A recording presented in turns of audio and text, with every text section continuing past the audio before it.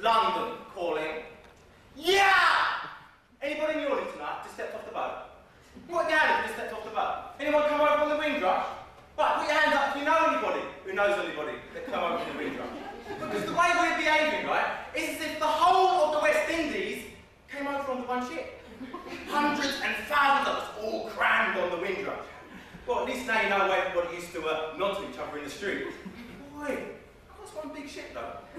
I mean, that ship, it didn't just land at Tilbury docks. No, it landed at all the different docks in England. So the passengers, yeah, they just got off at different exits and stepped straight into Birmingham, Bristol, Leeds, Manchester. You know, whenever I see any of the old black and white footage of West Indians arriving on the Windrush, yeah, London is the place for me. I am impressed. And I tell you why. Because of them crisp suits. Them single-breasted suits. Like our Maoris living in the West Indies.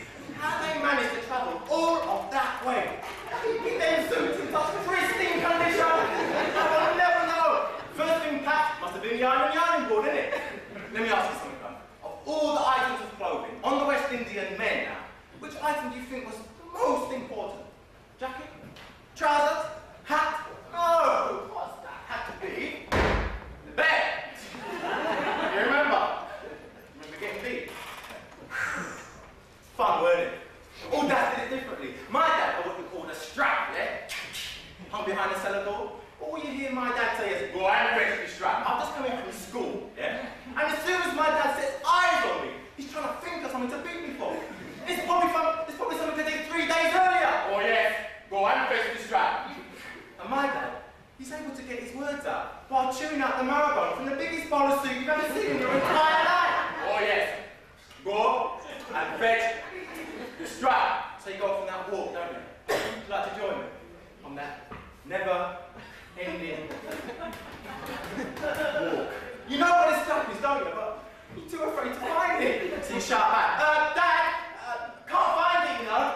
Stuffing magazines down your pants, hoping that he's rethinking, and then sometimes it's just pure action, isn't it? It's like going to the gym. It wasn't the fashion back then, was it? Like it is today? So dads had nowhere to go to work off their frustration. So beating the kids back then was as good as doing a circuit.